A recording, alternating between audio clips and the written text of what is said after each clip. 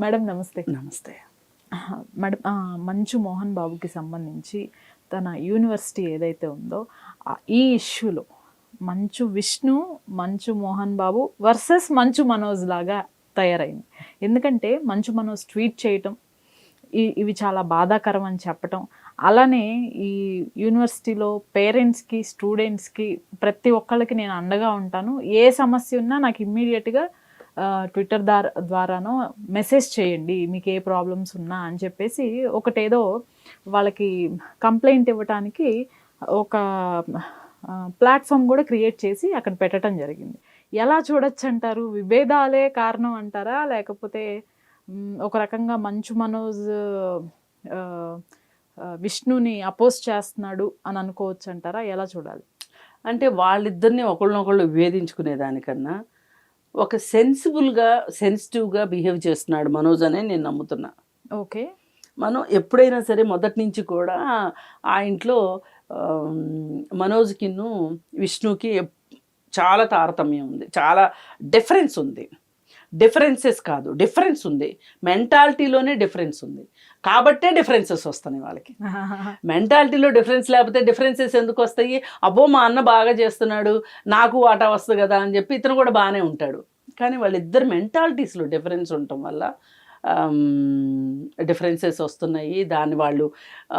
దాన్ని కొంతమంది కుటుంబ పరువు అని అభివర్ణిస్తున్నారు, కొంతమంది ఇంకొకటి అంటున్నారు. అసలు వాళ్ళిద్దరికి వ్యక్తిగతమైన పగుంది, అందుకే ఇదంతా జరుగుతుంది అని మాట్లాడుతున్నారు, రకరకాలు వ్యాఖ్యానిస్తున్నారు. నేను వాళ్ళ కుటుంబ రాజకీయం కంటే కూడా కుటుంబంలో ఉన్న డిఫరెన్సెస్ కంటే నేను ఎక్కువ ఆలోచిస్తుంది ఏంటి అంటే, కాలేజ్ స్టూడెంట్స్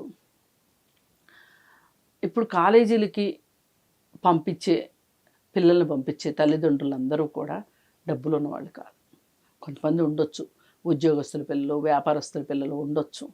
ఆ వ్యాపారాల్లో కూడా చిన్న చిన్న వ్యాపారాలు చేసుకునే వాళ్ళకి ఎంతెంత డబ్బులు వస్తాయి, ఏంటి పాపం వాళ్ళ పరిస్థితి ఏంటి అనేది కూడా మనం ఆలోచిస్తే చాలా కష్టాలు ఎదుర్కొని ఏం చేస్తారు తల్లిదండ్రులు, ఏం ఆలోచిస్తారు అంటే, మేము చదువుకోలేదు కాబట్టి మా జీవితాలు ఇలా ఉన్నాయి, మా పిల్లలు చదివిస్తే వాళ్ళ జీవితాలు బాగుంటాయని వాళ్ళు నమ్ముతారు. నమ్మబట్టే వాళ్ళు ఎన్ని కష్టాలు పడైనా పిల్లల్ని చదివించడానికి సిద్ధపడతారు. కానీ కాలేజీల దగ్గరికి వచ్చేసరికి వీళ్ళకి మీరు డబ్బులు కట్టకపోతే హాల్ టికెట్లు ఇవ్వము, హాల్ టికెట్ లేకపోతే పరీక్ష రాయనివ్వము అంటారు. అక్కడ ఫీజులు కట్టాల్సిన వాళ్ళ లిస్టు పెడతారు కాలేజీల్లో. అది పిల్లల మీద చాలా ప్రభావం చూపిస్తుంది. ఇప్పుడు కొన్ని స్కూళ్ళు వాళ్ళు వాయిస్ మెసేజ్లు పెడతా ఉంటారు, పిల్లలు ఫీజులు కట్టాలి, కట్టకపోతే పరీక్షలు రాయనివ్వము, ఇట్లా చాలా స్కూల్స్ చేస్తున్నాయి, ప్రైవేట్ స్కూల్స్. అసలు ఈ ప్రభుత్వాలు విద్య మీద పెట్టాల్సిన బడ్జెట్ని సరిగా పెడితే, ప్రభుత్వ పాఠశాలల్ని కనుక బాగా నడిపితే కనుక అసలు ఈ ప్రైవేట్ స్కూళ్ళకి ఇంత స్కోప్ వచ్చేది కాదు. ఇది ఒక రకంగా మనల్ని పరిపాలించిన రాజకీయ పార్టీలు, ప్రభుత్వాలదే తప్పిది. విద్యను ఈ విధంగా చేసేశారు. ఈ కాన్వెంట్ స్కూల్స్ ఎప్పుడైతే వచ్చాయో, ఈ కాన్వెంట్ స్కూల్స్ రావటం మొదలెట్టిన తర్వాత వాళ్ళని చూసి ఇంకొకళ్ళు ప్రైవేట్ స్కూల్స్ బాగా వచ్చేసిన తర్వాత తల్లిదండ్రులు కూడా ఒక రకంగా తెలుసో తెలియకో ఈ ప్రైవేట్ స్కూళ్ళల్లోనే మీద ఉన్న మోజు, మన ఊర్లో ఉన్న గవర్నమెంట్ స్కూల్ని బాగు చేసుకుందాము, మన ఊర్లో ఉన్న గవర్నమెంట్ స్కూల్ బాగా డెవలప్ అయ్యేటట్లు చేసుకుందామని తల్లిదండ్రులు కూడా అనుకోక ఏం చేస్తున్నారంటే, ఇదంతా మనకెందుకు, మనం ఏదో ఒకటి చేసి డబ్బులు సంపాదించలేమా, మన పిల్లల్ని మనం ప్రైవేట్ స్కూల్లో చదివించుకోలేమా అనుకుంటున్నాం. ఇది మన విద్యా వ్యవస్థలో వచ్చిన పొరపాటు అడుగులు ఇవన్నీ. దానివల్ల అక్కడి నుంచి మొదలయ్యి స్కూల్ స్థాయి నుంచి మొదలెట్టి కాలేజీ స్థాయి, అలాగే ఉన్నత విద్య దగ్గరకు వచ్చేసరికి ఇది ఒక పెద్ద భారం అయిపోతుంది ఈ ప్రైవేట్ ఇన్స్టిట్యూషన్స్ వల్ల. మరి ఈ ప్రైవేట్ ఇన్స్టిట్యూషన్స్లోనే ఒక ఇన్స్టిట్యూషన్ వీళ్ళకి ఒకప్పుడు మంచి పేరే ఉండేది. మరి చాలా కష్టపడి వాళ్ళు ఒక రకంగా ఆ రోజుల్లోనే భూములు కొని బిల్డింగులు కట్టి చేశారు, చాలా మంచి పని చేశారు అనుకుందాం. అలాగే చాలామందిని వాళ్ళు ఫ్రీగా కూడా చదివిస్తారు, మెరిట్ స్టూడెంట్స్ని, అంతా బాగానే ఉంది. కానీ ఈ మధ్య బాగా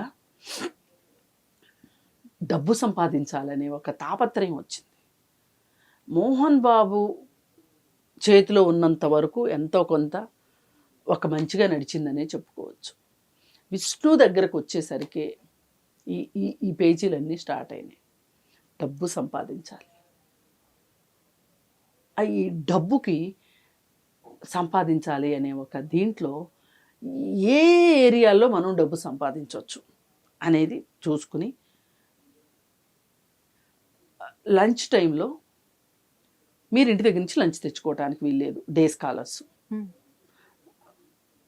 పెట్టేసి భోజనానికి ఎంత అని పెట్టి, ఇది కార్పొరేట్ స్కూల్ కల్చర్, ఇది నీకెందుకు అది?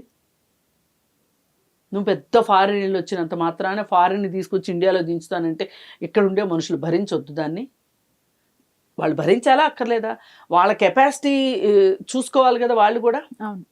మరి అలాంటప్పుడు తినకో వాళ్ళు ఎంతో మీరు పెట్టే ఫీజులు కట్టుకుంటారు, వాళ్ళు వేసుకోగలిగిన బట్టలు వేసుకుని వాళ్ళ ఇంట్లో వండింది తీసుకొచ్చుకొని తింటారు. నీకు వచ్చిన బాధ ఏంటి మధ్యలో? అక్కడ కూడా డబ్బులు కొట్టేయాలి, నోట్ పుస్తకాల్లో డబ్బులు కొట్టేయాలి.